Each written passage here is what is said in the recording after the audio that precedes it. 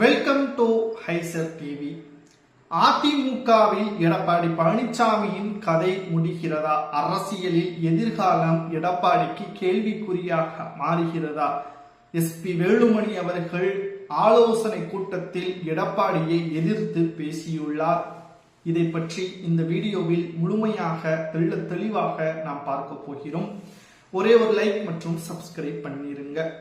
அதிமுக நடைபெற்ற சட்டசபை தேர்தலில் 47 எம்எல்ஏக்களை பெற்று 3வது இடத்திற்கு அரசியல் வரலாற்றிலேயே முதல் முறையாக எடப்பாடியின் பழனிசாமி தலைமையில் 3வது இடம் பெற்றுள்ளது.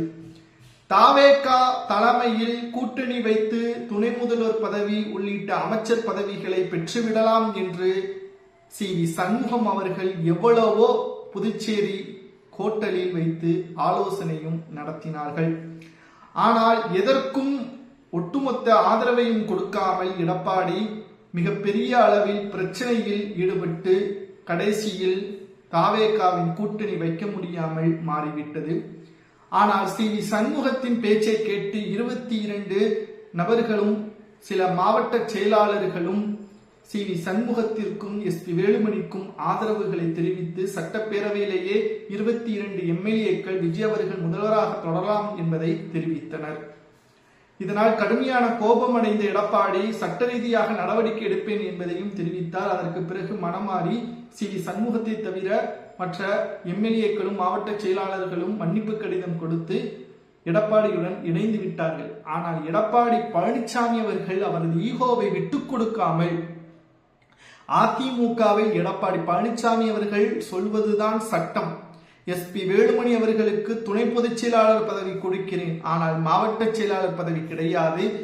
அவரது ஆதரவாளர்களது பதவியை பறித்ததுதான். சுமார் 30 மாவட்ட செயலாளர்கள் பதவியை பறித்து எடப்பாடி உத்தரவை பிறப்பித்து புதிய மாவட்ட செயலாளர்களையும் எடப்பாடி நியமித்து விட்டார். இதனால் கடுமையான கோபம் அடைந்த எஸ்பி வேலுமணி அவர்கள் தன்னை நம்பி வந்தவர்களுக்கு நான் துரோகம் செய்வதாக மாறிவிடும், எனக்கு துணை பொதுச் செயலாளர் பதவி கொடுத்து விட்டு என்னை நம்பி வந்தவர்கள் அவரது பதவியை பறித்துவிட்டு தற்பொழுது நிர்கதையாக நிற்பதை என்னால் பார்க்க முடியாது. இன்னும் 15 நாட்கள் தான் உங்களுக்கு டைம்.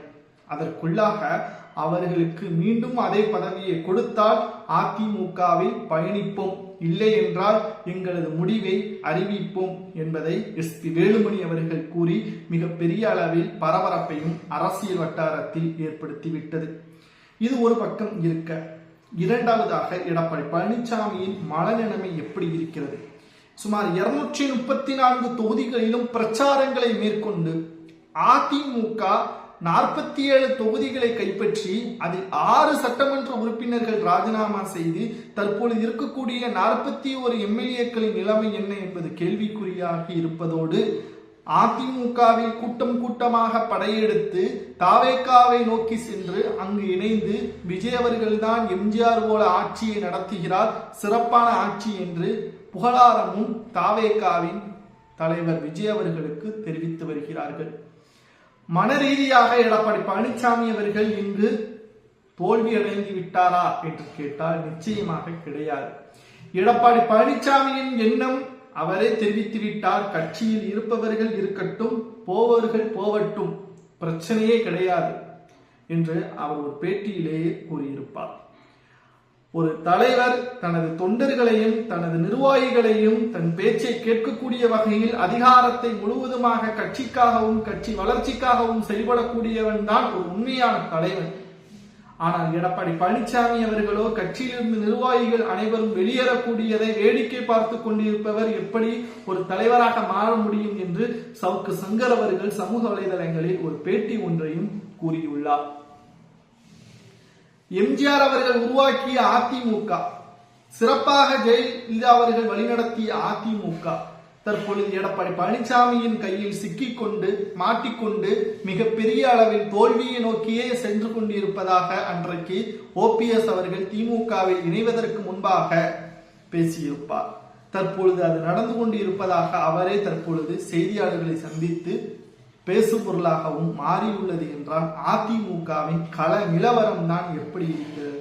அவர் எடுக்கக்கூடிய முடிவு தன்னிச்சையாகவும் சுயநலமாகவும் இல்லாமல் தொண்டர்களையும் நிர்வாகிகளையும் அழைத்து ஒரு பொதுக்குழுவை போட வேண்டும். இங்க பிரச்சனையே பொதுக்குழு தான். ஒரு பொதுக்குழுவை கூட்டி நிர்வாகிகளது மனநிலை எப்படி இருக்கிறது, என்னப்பா தாவேகாவின் பக்கம் போலாமா, ஒருவேளை தாவேகாவின் பக்கம் போனா அடுத்து வரக்கூடிய தேர்தலிலும் அவர்களது தயவை நாம் எதிர்பார்த்து காத்து கொண்டிருக்கக்கூடிய நிலைமை உருவாக்கும். இல்லை என்றால் தனித்தே நாம் நின்றால் நம்முடைய கட்சி வளர்வதற்கு உள்ளாட்சி தேர்தலில் தான் அதிக அளவு கவனத்தை செலுத்த வேண்டும் என்பதை பற்றி அவர் பேசியிருக்க வேண்டும். ஆனால் நிர்வாகிகளிடம் அதை பற்றி பேசினாரா? சில மாஜி அமைச்சர்களிடம் மட்டும்தான் பேசினாரே தவிர ஒட்டுமொத்த மாவட்ட செயலாளர்களிடமும் பேசவில்லை. ஒரே இரவில் சுமார் 24 முதல் 30 மாவட்ட செயலாளர்களை நீக்கி மறுநாளே புதிய மாவட்ட செயலாளர்களை நியமிக்கிறார் என்றால் அதற்கு காரணம் தான் என்ன என்ற கேள்விகளும் நாம் பார்க்கக்கூடிய அளவில் அமைந்திருக்கிறோம். ஏனென்றால் ஒரு கட்சி ஒரு முறை தோற்கலாம், இருமுறை தோற்கலாம்.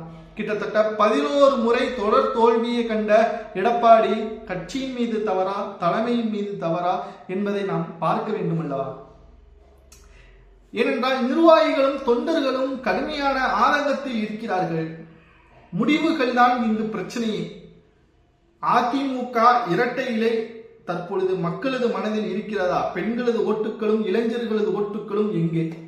அதிமுகவை வெற்றியடையக்கூடிய ஓட்டுக்களை பெண்களது ஓட்டுக்கள் தான். ஆனால் அதுவே தற்பொழுது கேள்விக்குறியாக இருக்கிறது என்றால் அதற்கு யார் காரணம்? சரியான திட்டமிடுதல், சரியான ஒரு முடிவுகளை வெளியிடாமல் காலதாமதம் செய்து கட்சிக்குள் நிர்வாகிகளுக்கு இடையே ஏற்படக்கூடிய குழப்பங்களை சரியாக எடப்பாடி தீர்த்து வைக்காததும் இப்பேற்பட்ட ஒரு தோல்வியை நோக்கி சென்று கொண்டிருக்கிறது. எடப்பாடியின் அரசியல் எதிர்காலம் கதை முடிகிறதா அல்லது தொடர்கிறதா என்பதை அவர் பொதுக்குழுவில் எடுக்கக்கூடிய முடிவுதான் மக்கள் மத்தியில் பேசும் பொருளாக மாறியுள்ளது. ஒருவேளை பொதுக்குழுவை இன்னமும் கூட்டாமல் அவர் காலம் தாழ்த்தினால் மக்கள் நிச்சயமாக எடப்பாடி பழனிசாமி அவர்களை முழுமையாக புறக்கணிப்பார்கள் என்ற தகவலையும் நம்மால் பார்க்க முடிகிறது. மக்கள் ஒன்றும் ஏமாளிகள் கிடையாது.